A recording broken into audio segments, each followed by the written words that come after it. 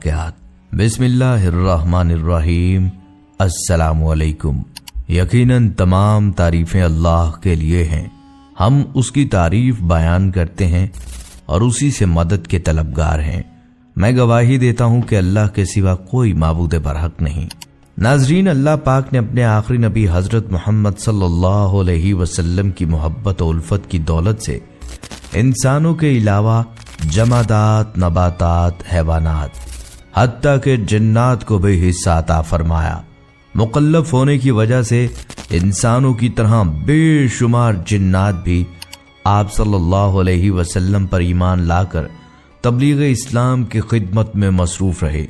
जैसा कि 26वें पारे की सूरह अहकाफ की आयत 29 ता 32 और सूरह जिन की पहली और दूसरी आयत नीज इनकी तफसीर में ये मजमून मौजूद है कि जिन्नों की जमात ने प्यारे आका सल्लल्लाहु अलैहि वसल्लम की बारगाह में हाजिर होकर तवज्जो के साथ कुरान करीम की तिलावत सुनी, इस्लाम कबूल किया और फिर अपनी कौम में वापस जाकर तिलावत कुरान सुनने और ईमान लाने का जिक्र किया है और उन्हें भी कबूल इस्लाम की दावत दी।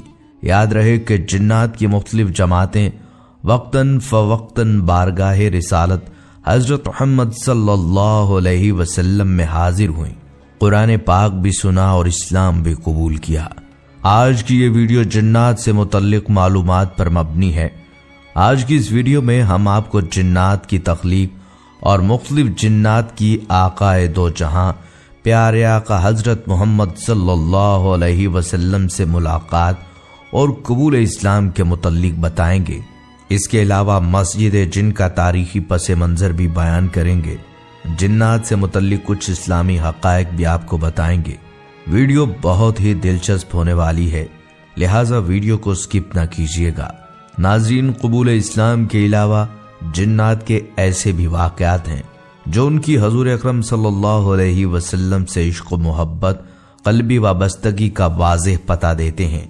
कभी यूं हुआ कि बारगाह रिसालत में ये जिन्नात अपने मामलात का फैसला करवाने हाजिर हुए तो उनका फैसला फरमाया।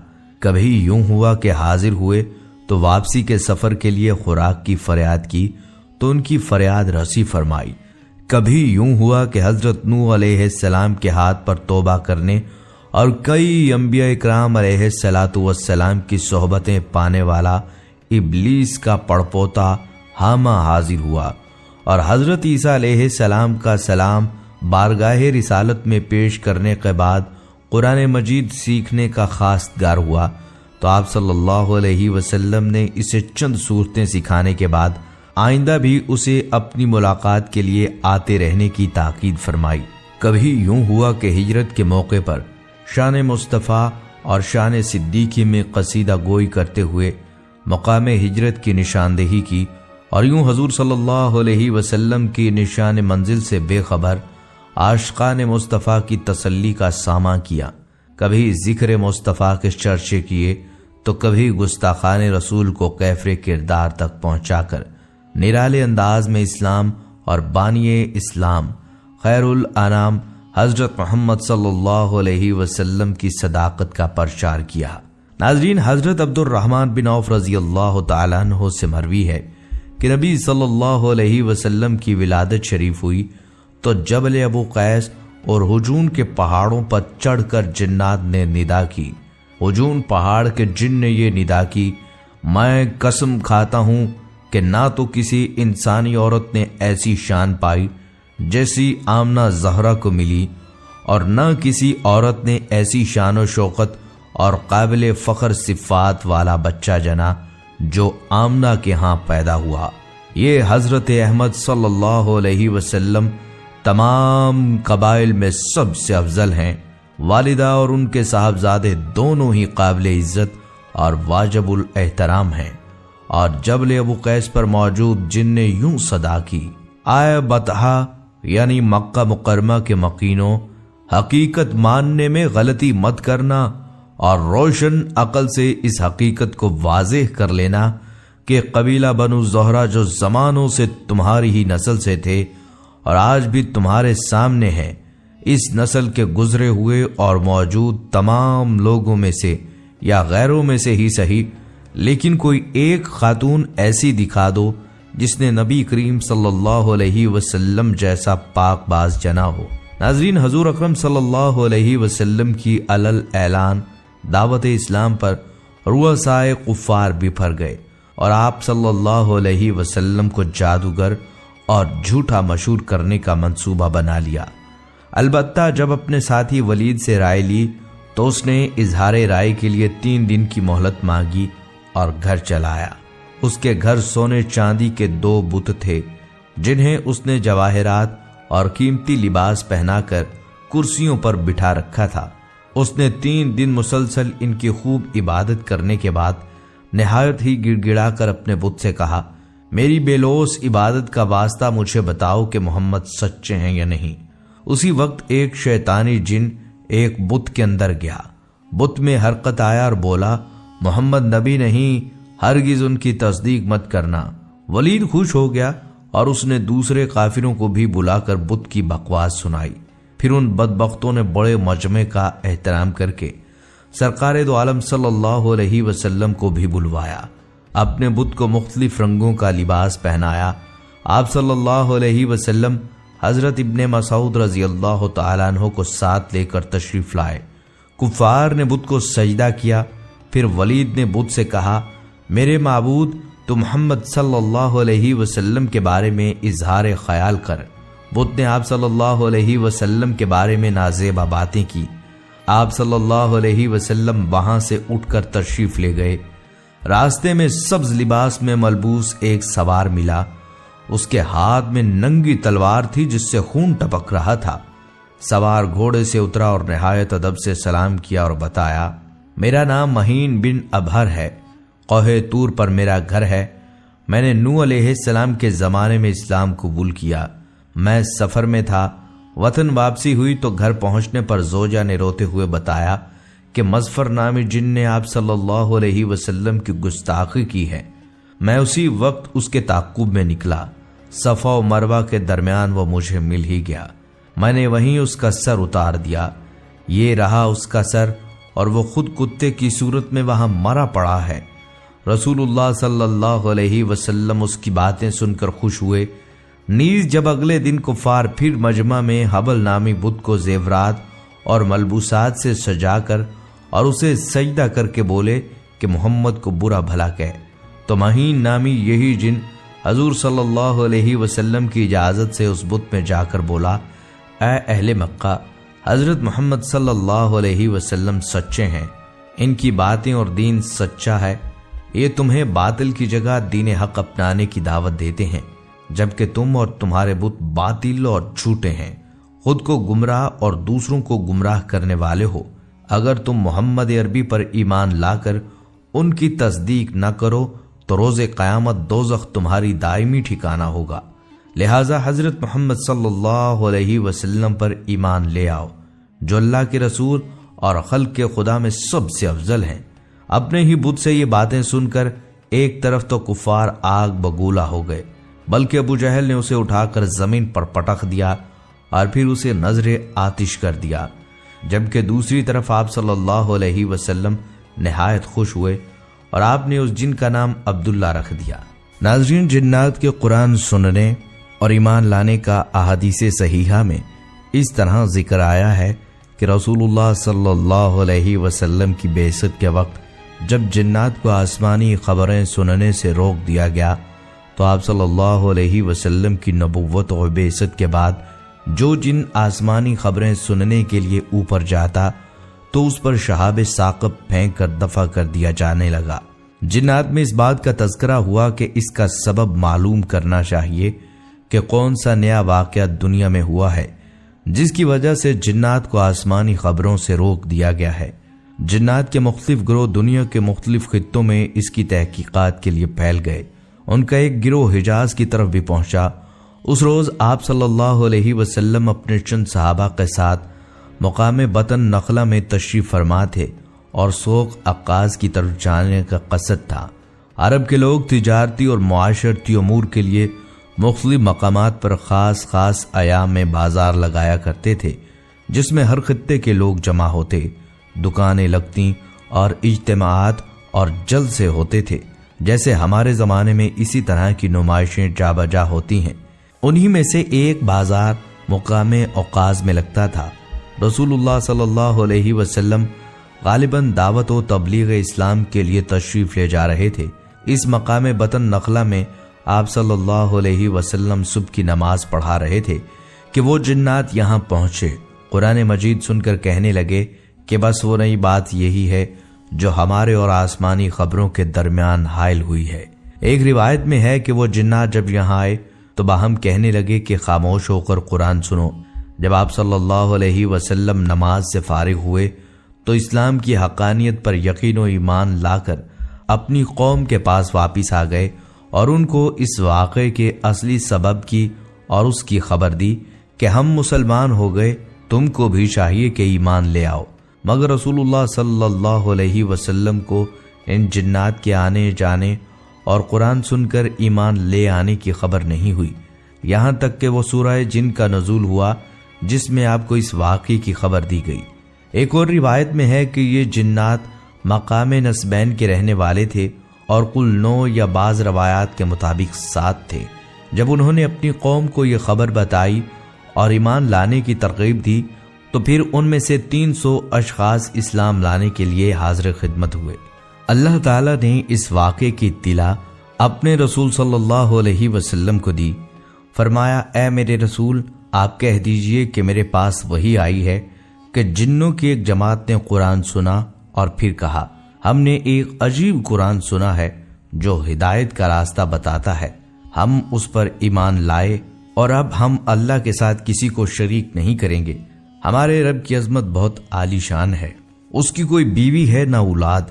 ہمارے بعض بے وقوف اللہ کے بارے میں افترا پردازی کرتے تھے اور ہم یہ خیال کرتے تھے کہ انسان اور جن اللہ پر جھوٹ نہیں بولتے، اور انسانوں میں سے بعض جنات کی پناہ پکڑتے تھے۔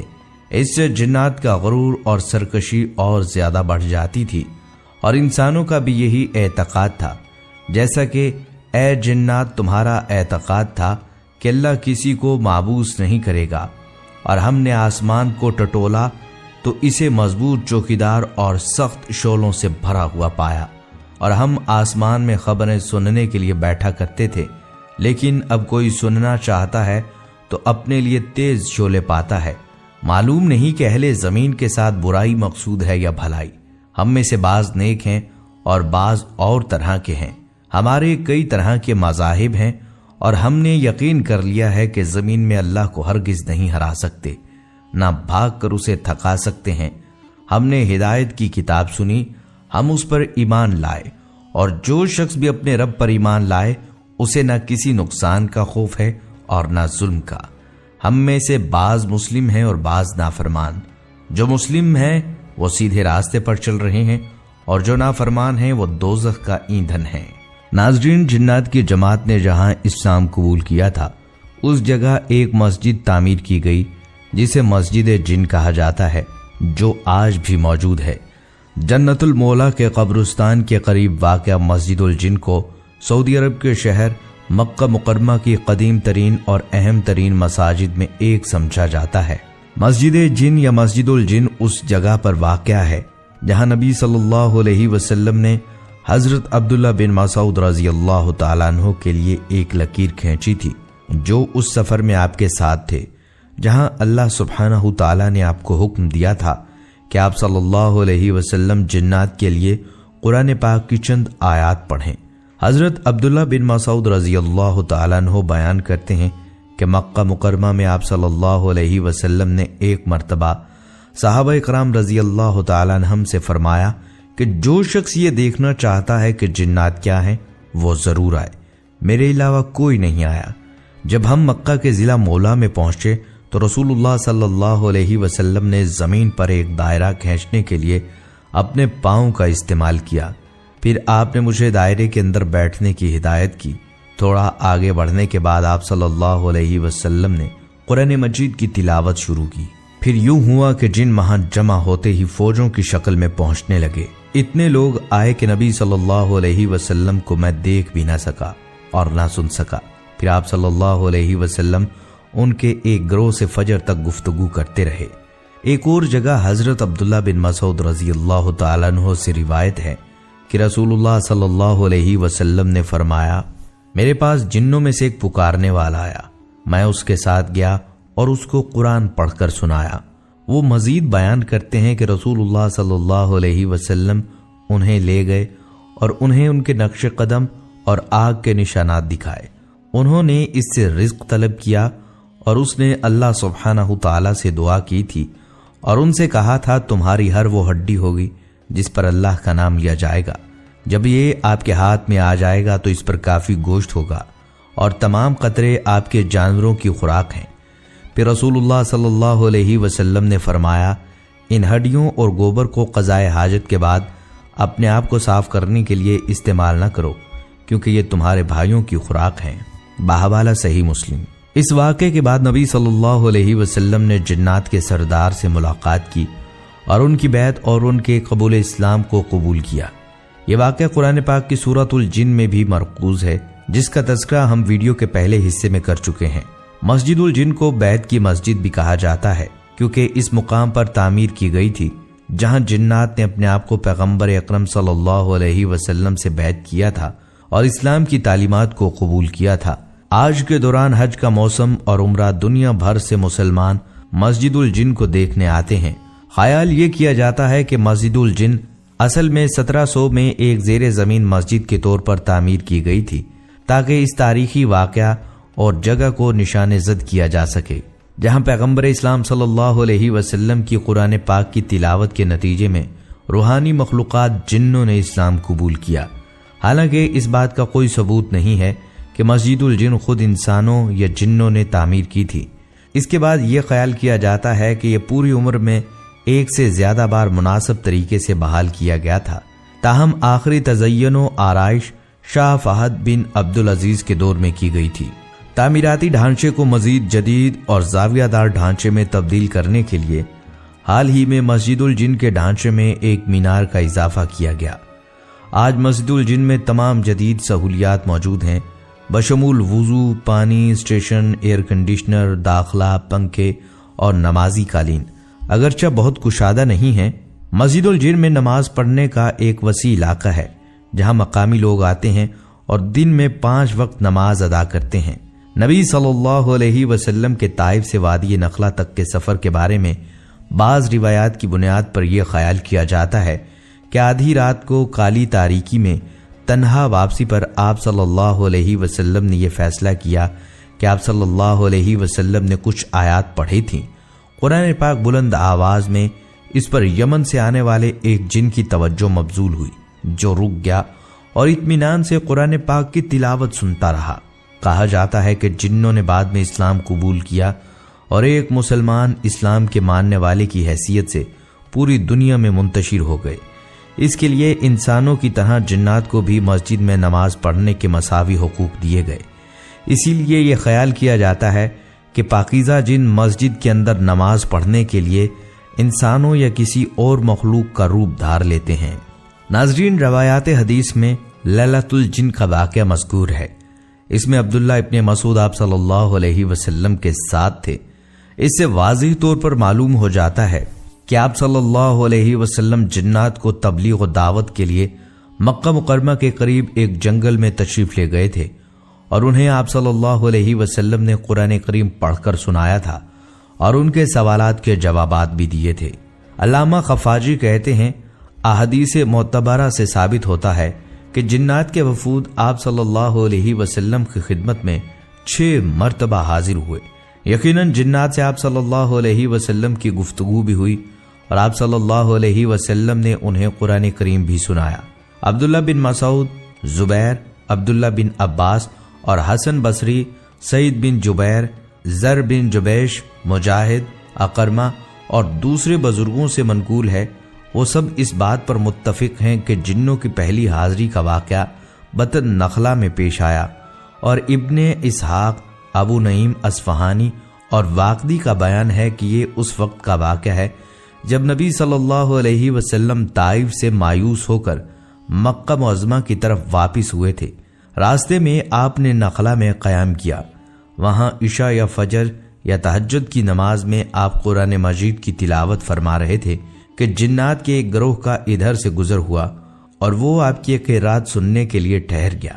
اس کے ساتھ تمام روایات اس بات پر بھی متفق ہیں کہ اس موقع پر جن حضور صلی اللہ علیہ وسلم کے سامنے نہیں تھے، نہ آپ نے ان کی آمد کو محسوس فرمایا، بلکہ بعد میں اللہ تعالیٰ نے وحی کے ذریعے آپ کو ان کے آنے کی خبر اور قرآن مجید سننے کی خبر دی۔ ناظرین، یہاں آپ کو جنات کی دعوت اسلام کا ایک واقعہ بھی سناتے چلیں۔ ایک دن حضرت عمر خطاب رضی اللہ تعالیٰ عنہ بیٹھے ہوئے تھے کہ ان کے پاس ایک آدمی گزرا۔ کسی نے پوچھا، اے امیر المومنین، کیا آپ اس گزرنے والے کو جانتے ہیں؟ حضرت عمر رضی اللہ تعالیٰ عنہ نے پوچھا، یہ کون ہے؟ لوگوں نے کہا، یہ حضرت سواد بن قارب رضی اللہ تعالیٰ عنہ ہیں، جنہیں ان کے پاس آنے والے جن نے حضور صلی اللہ علیہ وسلم کی بعثت کی خبر دی تھی۔ چنانچہ حضرت عمر رضی اللہ تعالیٰ عنہ نے پیغام دے کر انہیں بلایا اور فرمایا، کیا آپ سواد بن قارب ہیں؟ انہوں نے ہاں میں جواب دیا تو حضرت عمر رضی اللہ تعالیٰ عنہ نے فرمایا، کیا تم زمانہ جاہلیت میں کہانت کا کام کرتے تھے؟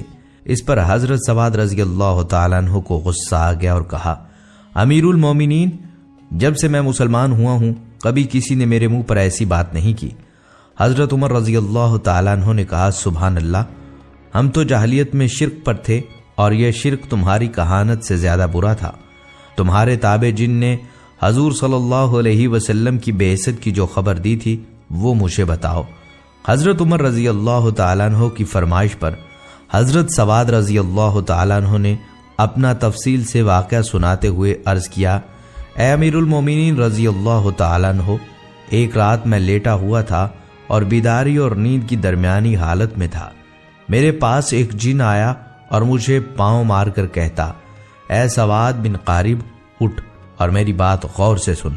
اگر تیرے اندر عقل ہے تو تو سمجھ لے کہ قریش کی شاخ لوی بن غالب میں ایک رسول معبوس ہوا ہے جو اللہ کی اور اس کی عبادت کی دعوت دیتا ہے۔ مجھے اس بات پر تعجب ہوا کہ جنات حق کو تلاش کر رہے ہیں اور سفید اونٹوں پر کجاوے باندھ کر ہر طرف کا سفر کر رہے ہیں۔ یہ سب ہدایت حاصل کرنا چاہتے تھے، لہٰذا تم سفر کر کے اس ہستی کے پاس جاؤ جو بنی ہاشم میں چیدہ اور عمدہ ہیں، اور ہدایت میں پہلو کرنے والا دیر کرنے والے کی طرح نہیں ہوگا بلکہ اس سے افضل ہوگا۔ میں نے اس جن سے کہا، مجھے سونے دو، مجھے شام سے بہت نیند آ رہی ہے۔ اگلی رات وہ میرے پاس آیا اور اس نے مجھے پاؤں مار کر پھر گزشتہ رات والی ساری بات بتائی۔ اسی طرح مسلسل 3 راتیں وہ جن مجھے آ کر بتاتا رہا۔ چنانچہ میں اٹھا اور میں نے کہا، اللہ تعالیٰ نے میرے دل کو جانچ لیا ہے، یعنی جن کی بات صحیح ثابت ہوئی اور میں اونٹنی پر سوار ہو کر چل دیا۔ پھر میں مدینہ آیا تو وہاں حضور صلی اللہ علیہ وسلم اپنے صحابہ کرام کے ساتھ تشریف فرما تھے۔ میں نے قریب جا کر عرض کیا، میری درخواست بھی سن لیں۔ آپ صلی اللہ علیہ وسلم نے فرمایا، کہو۔ میں نے یہ اشعار پڑھے۔ ابتدائی رات کا کچھ حصہ گزر جانے کے بعد اور میرے کچھ سو لینے کے بعد مجھے سرگوشی کرنے والا جن میرے پاس 3 رات تک آتا رہا، اور جہاں تک میں نے اسے آزمایا وہ جھوٹا نہیں تھا۔ وہ ہر رات مجھ سے یہی کہتا کہ تمہارے پاس ایک رسول آیا ہے جو قبیلہ لوی بن غالب سے ہے۔ اس پر میں نے سفر کی مکمل تیاری کر لی اور تیز رفتار والی اونٹنی مجھے لے کر ہموار اور وسیع میدانوں میں چلتی رہی۔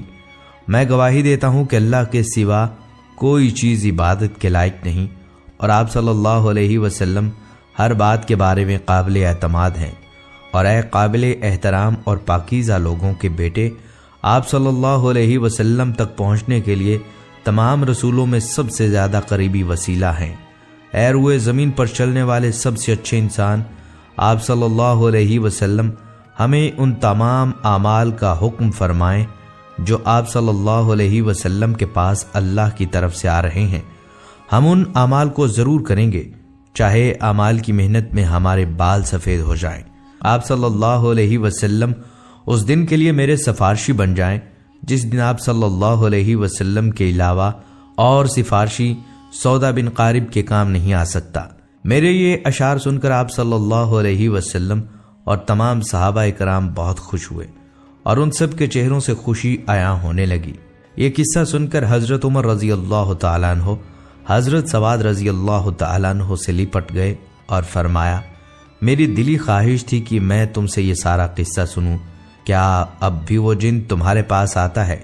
حضرت سودا رضی اللہ تعالیٰ عنہ نے فرمایا، جب سے میں نے قرآن پڑھنا شروع کیا ہے وہ نہیں آیا، اور اس کی جگہ اللہ کی کتاب نعم البدل ہے۔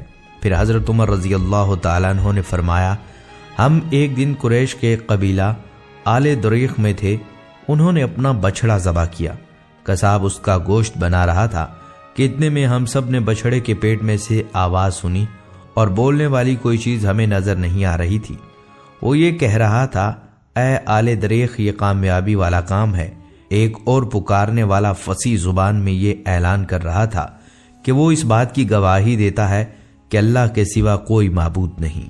خواتین و حضرات، جنات پر بحث کرتے وقت ان میں سب سے زیادہ بدنام شیطان کا ذکر کرنا ضروری ہے، جسے ابلیس بھی کہا جاتا ہے۔ شیطان اسلامی تعلیمات میں ایک اہم کردار ادا کرتا ہے، کیونکہ اسے انسانوں کے لیے برائی اور فتنہ کا بنیادی ذریعہ سمجھا جاتا ہے۔ شیطان شروع میں اللہ کی عبادت کرنے والا تھا اور جنات میں ایک اعلیٰ مقام رکھتا تھا، تاہم جب اللہ نے حضرت آدم علیہ السلام کو پیدا کیا اور تمام فرشتوں اور جنوں کو ان کے آگے سجدہ کرنے کا حکم دیا تو شیطان نے غرور اور تکبر کی وجہ سے اپنے آپ کو مٹی سے پیدا ہونے والے انسانوں سے برتر سمجھتے ہوئے انکار کر دیا۔ اللہ نے پھر شیطان کو اپنی رحمت سے نکال دیا اور شیطان نے قیامت تک انسانوں کو گمراہ کرنے کا عہد کیا۔